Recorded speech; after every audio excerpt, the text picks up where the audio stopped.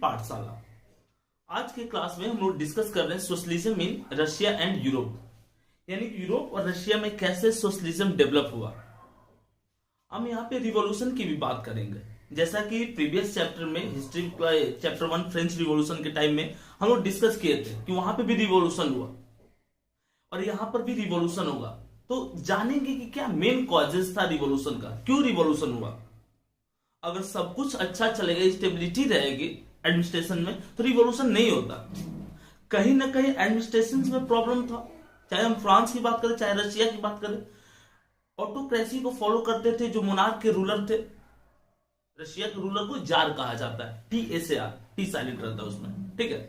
तो उनके एडमिनिस्ट्रेशन में प्रॉब्लम था, लोगों के पास राइट्स नहीं थे, ऑटोक्रेटी को फॉलो करते थे, जिसके चलते जो वहां के अलग अलग तरह टाइप के सिटीजन्स हैं, अलग अलग ऑक्यूपेशंस को करने वाले, तो उन्होंने रिवॉल्यूशन कर दिया क्योंकि उनका राइट कहीं ना कहीं अफेक्ट हो रहा था। राइट अफेक्ट क्या, उनके पास कोई इंडिविजुअल राइट्स नहीं था। तो ये सारा पॉइंट जो है हम लोग आज की क्लास में डिस्कस करने वाले हैं। अब एक क्वेश्चन आएगा कि रिवॉल्यूशन का टाइमिंग क्या था। और रशियन रिवॉल्यूशन, क्योंकि एक टाइम पीरियड है, अलग अलग टाइम में अलग अलग तरह के रिवॉल्यूशन हो रहे हैं, लेकिन एग्जैक्ट जिसके बाद सडन चेंजेस हो जाते हैं वहां के एडमिनिस्ट्रेशन में, तो यहां पे हम जानेंगे कि वो टाइम पीरियड क्या था, वो कौन सा टाइम पीरियड था जिस टाइम में रिवॉल्यूशन होता है। 16 अक्टूबर 1917 को रिवॉल्यूशन का डेट है। इसके बाद पावर कंप्लीटली ट्रांसफर हो जाएगा जो डिफरेंट लीडर्स रहेंगे उनके बीच में। तो चलिए आइए डिस्कस करते हैं इस चैप्टर को, the age of social change. Revolution का टाइम पीरियड क्या है, 20वीं सेंचुरी है। तो 20वीं सेंचुरी का जो फर्स्ट डिकेड, सेकेंड डिकेड जो था, एक यूरोप में सोशल चेंज का टाइम पीरियड था। सोशल चेंज में तो सोसाइटीज में चेंजेस हो रहे थे, पावर जो है वो डिस्ट्रीब्यूट किया जा रहा था। पावर रिच पर्सन से लेकर के इंडिविजुअल्स को दी जा रही थी, जो प्रॉपर्टी है वो रिच पर्सन से लेकर के इंडिविजुअल को दी जा रही थी, ठीक है। तो टाइम पीरियड इसका क्या रहेगा, तो 1910 1920 इसका एज ऑफ रिवॉल्यूशन का टाइम रहेगा। लिबरल्स, रेडिकल्स एंड कंजर्वेटिव्स, देखिए तीनों से क्वेश्चन पूछे जाते हैं कि लिबरल्स किसको कहेंगे, रेडिकल्स किसको कहेंगे और कंजर्वेटिव किसको कहेंगे। ये तीनों जो थे अलग अलग तरह के सोशल ग्रुप्स थे। लिबरल्स जो थे एक सोसाइटी में, तीनों ये दोनों सोसाइटी में चेंज चाहेंगे, लेकिन ये स्टार्टिंग स्टेज में नहीं चाहेंगे चेंज। लिबरल जो थे सोसाइटी में चेंज चाहते थे, यानी कि वो ऑटोक्रेसी जो थी, मोनार्की जो थी, वो चेंज करना चाहते थे उस चीज को। लेकिन ये रिलीजियस टॉलरेंस थे, इनके टाइम में आप किसी भी रिलीजन को प्रीफर कर सकते थे। देखिए अगर हम बात करते पूरे यूरोप की, तो मेजर जो रिलीजन प्रैक्टिस होता है वो है आपकी क्रिश्चियनिटी।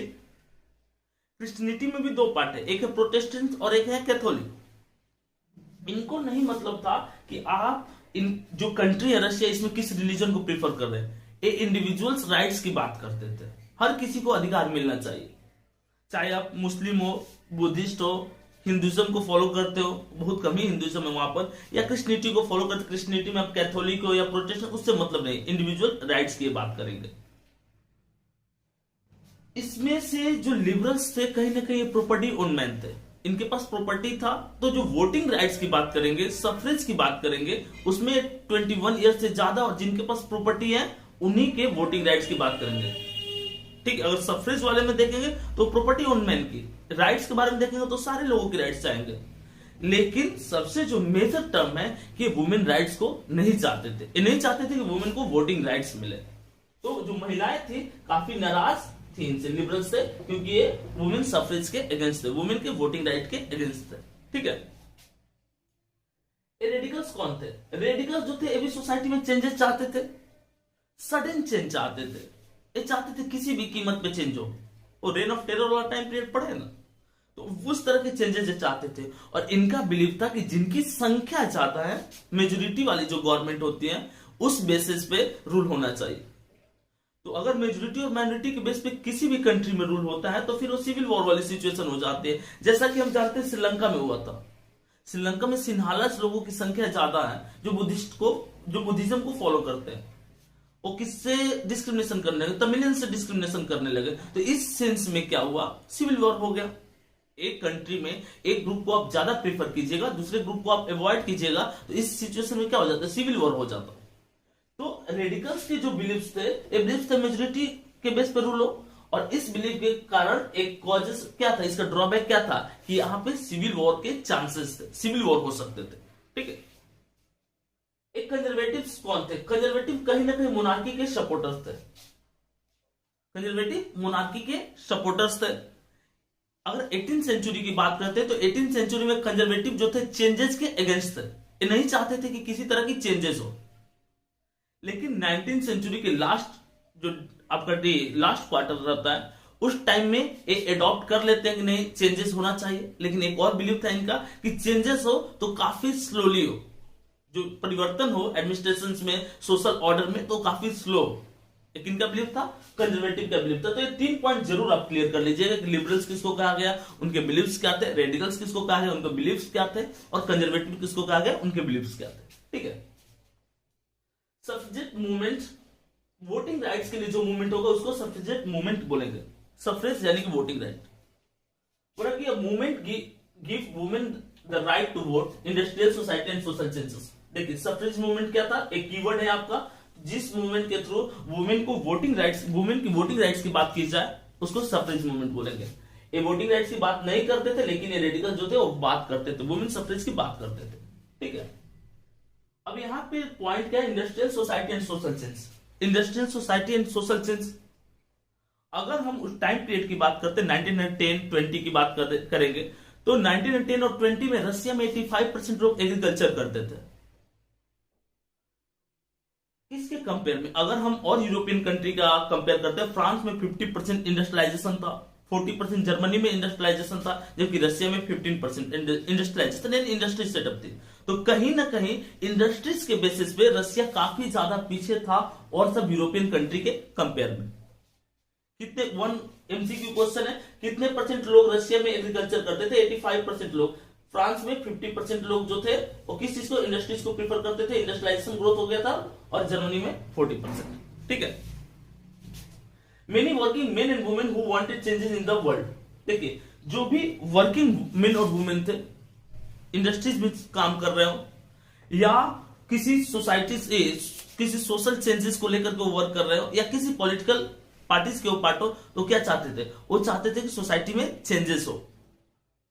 हम बात करें 1917 की, 1914 फर्स्ट वर्ल्ड वॉर का टाइम पीरियड था। इस रिवॉल्यूशन का सबसे मेजर जो कॉज था वो रशिया का फर्स्ट वर्ल्ड वॉर में इन्वॉल्वमेंट। वहां के सिटीजन्स नहीं चाहते थे कि रशिया फर्स्ट वर्ल्ड वॉर में इन्वॉल्व हो, और वहां का जो जार था, राजा था, वो जबरदस्ती फर्स्ट वर्ल्ड वॉर में इन्वॉल्व हुआ, जबकि रशिया का डायरेक्ट उससे फर्स्ट वर्ल्ड वॉर से कोई रिलेशन नहीं था।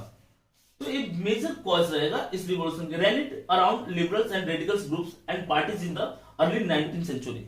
देखिए मेल या फीमेल जो है वो मूवमेंट करते हैं, रैली करते हैं, किनके साथ, तो लिबरल्स के साथ और रेडिकल्स के साथ। कंजर्वेटिव के साथ क्यों नहीं, क्योंकि कंजर्वेटिव जो थे मोनार्की के सपोर्टर थे, इसलिए कंजर्वेटिव के साथ वो रैली नहीं करते। ठीक है। तो अर्ली 19th सेंचुरी में, अर्ली 19th सेंचुरी मतलब कि हम बात करेंगे 1820 1830s के टाइम में रैली करते हैं। ये बात रिवॉल्यूशन की बात कब है, तो 1917 में। तो काफी टाइम पीरियड लग गया, क्योंकि उस रिवॉल्यूशन जो कर रहे थे, रैली कर रहे थे या जो चेंजेस वो चाहते थे उसमें यूनिटी नहीं थी, लैक ऑफ यूनिटी थी, जिसके चलते इतना ज्यादा टाइम टेकिंग हो गया। ठीक है। The worker class condition is worst. अगर हम इंडस्ट्रियलाइजेशन की ग्रोथ की बात करते हैं तो रशिया में कौन कौन से सिटी थे जहां पे इंडस्ट्रीज सेटअप हुए थे, तो सेंट पीटर्सबर्ग, पेट्रोग्राड जिसको कहेंगे, और मॉस्को। ये दो मेजर सिटी था। मॉस्को अभी रशिया का कैपिटल है, इससे पहले सेंट पीटर्सबर्ग, पेट्रोग्राड ही उसका कैपिटल हुआ करता था। तो वहां पर ही इंडस्ट्रियल ग्रोथ था। और एक र्यूमर हर यूरोपियन कंट्री के साथ हुआ है कि एक र्यूमर स्प्रेड हुआ कि इंडस्ट्री सेटअप हो गई, और इंडस्ट्री सेटअप हो गई है तो वहां पे लोगों को एम्प्लॉयमेंट मिलेगी।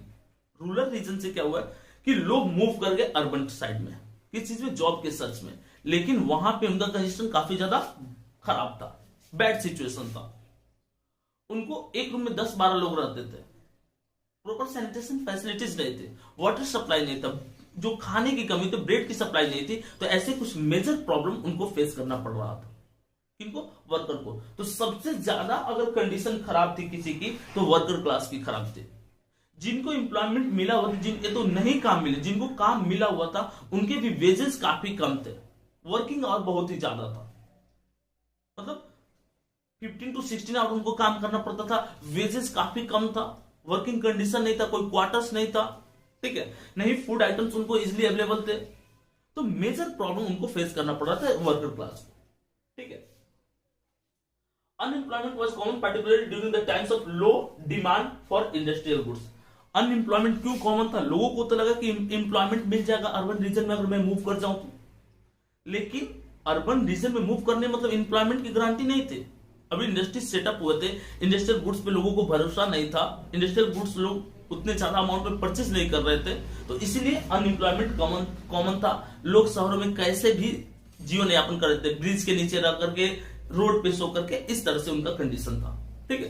तो जब इतना ज्यादा अनएम्प्लॉयमेंट था तो वर्किंग जो कैपिटलिस्ट थे, जो इंटरप्रेन्योर थे, वो काफी कम प्राइस में, जहां पे 100 रुपीज वेजेस होना चाहिए, 10 to 20 रुपीज में काम कराए, किनसे? वर्कर क्लास पर। कंडीशन खराब होने का एक मेजर रीजन ये भी रहता है। The coming of socialism to Europe. Socialism का मतलब क्या होता है? सोशलिज्म का मतलब एक तरह से सोसाइटी में इक्वालिटी डेवलप की जाएगी और रिच और पुअर के डिफरेंसेस को कम किया जाएगा। सोशलिज्म कैपिटलिस्ट के अगेंस्ट आइडियाज है, जिसमें पूंजीवाद को नहीं माना जाएगा। किसी एक पर्सन के रिचनेस को यहाँ पे नहीं शो करेंगे। हम किसको शो करेंगे? तो हर सोसाइटी में जितने भी लोग हैं उनको सारी बेसिक फैसिलिटीज मिले, हम उसकी बात करेंगे, ठीक है। अब कुछ लोगों का नाम लेंगे जो चाहते थे कि इंडिविजुअल ऑनरशिप ना होकर के ग्रुप ऑफ पीपल के पास ऑनरशिप रहे। इससे क्या होगा कि ज्यादा से ज्यादा लोगों का डेवलपमेंट हो सकता है। वो पर्सन कौन थे? तो रॉबर्ट ओवेन थे, 1771 में जन्म हुआ था, 1858 में इनका डेथ हुआ था। A leading English manufacturer sought to build a cooperative community called New harmony.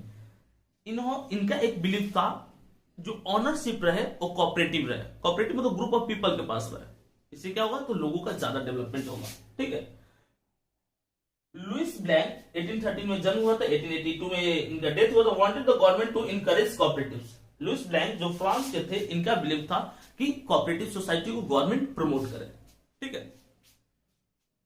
अब जो सबसे इंपॉर्टेंट कैरेक्टर है इस चैप्टर में, इनका नाम आपने बहुत बार सुन रखा होगा, कार्ल मार्क्स के बारे में। इन्होंने दास कैपिटल लिखा था, किनके साथ मिलकर के? तो अपने फ्रेंड फ्रेडरिक इंगल्स के साथ मिलकर के। और ये लेबर लोगों का सबसे बड़ा सपोर्टर थे। किनको अपोज करते थे, किनको क्रिटिसाइज करते थे? अपने बुक्स के माध्यम से, मैगजीन के माध्यम से, या रैलीज करके। तो जो कैपिटलिस्ट होते थे उनको क्रिटिसाइज करते थे। Other ideas to this body of arguments, ये अलग अलग इनके आर्गुमेंट्स था। इनका मानना था कि जो इंडस्ट्रियलिस्ट है, कैपिटलिस्ट है, वो शोषण करते हैं लेबर क्लास लोगों को, इनको प्रॉपर वेजेस नहीं देते, इनके कंडीशन जो खराब है लेबर क्लास लोगों का। तो इसमें मेजर रोल जो है वो आपके इन्हीं लोगों का है। इन लोगों का मतलब जो कैपिटलिस्ट है, जो रिच पर्सन है, उन लोगों का है। तो इन्होंने इस चीज को अपोज करते थे, जिसके चलते इनको अपना कंट्री छोड़ करके जाना पड़ा। He was convinced that workers would trump in their conflict with capitalists. इनका मानना था कि वर्कर्स को अपनी राइट जो है वो लड़ करके लेनी चाहिए। किससे? कैपिटलिस्ट से। इनका एक स्लोगन था कि दुनिया के जितने भी लेबर हो यूनाइट हो, एक हो, दुनिया के मजदूर एक हो। एक कार्ल मार्क्स का स्लोगन था। तो इस तरह से पार्ट 1 हम लोग खत्म किए। इस पूरे चैप्टर को हम लोग 4 पार्ट में कंप्लीट करेंगे। तो जो इस चैप्टर के रिगार्डिंग आपका डाउट रहेगा, आप कमेंट करके पूछ सकते हैं। अभी जस्ट क्लास 10 का एमसीक्यू बेस्ड जो एग्जाम था वो खत्म हुआ है। नेक्स्ट एग्जाम जो आपका सब्जेक्टिव होगा मार्च में, तो उसके लिए हम लोग प्रिपरेशन स्टार्ट कर दिया। प्रिपरेशन स्टार्ट करने का मतलब क्वेश्चन आंसर दिया जाता है, ठीक है। जल्दी स्टार्ट करेंगे, उस बेस पे भी क्वेश्चंस आपको कराया जाएगा, चैप्टर्स खत्म किया जाएगा। चैप्टर से रिलेटेड जो भी आपको डाउट्स रहेगा, चाहे आप किसी भी क्लास में हो, ठीक है। एसएसटी से रिलेटेड कोई भी डाउट रहे तो आप हमारे टेलीग्राम ग्रुप को ज्वाइन कीजिए। आप वहां पर अपना क्वेश्चन भेजिए, आपके डाउट को खत्म करने की कोशिश की जाएगी। एक सिंपल सा एक्सप्लेनेशन के साथ लिख करके, समझा करके, जिस ऑर्डर में आप उस चीज को समझ सके। और दूसरी बात की, और भी जो इंफॉर्मेटिव थॉट्स है, वीडियोस है, ठीक है, तो उसको अलग अलग सोशल नेटवर्किंग साइट्स के थ्रू प्रोवाइड किया जाता है हम लोगों के द्वारा। आप हमारे टेलीग्राम ग्रुप को के साथ साथ ट्विटर को भी ज्वाइन कर सकते हैं, एसएसटी की पाठशाला। इंस्टाग्राम पे भी अवेलेबल है हम लोग, फेसबुक पे। तो जिस भी सोशल नेटवर्किंग साइट को आप प्रीफर करते हैं, आप वहां से हमारे थ्रू नॉलेज गेन कर सकते हैं। तो चलिए मिलते हैं नेक्स्ट वीडियो के साथ।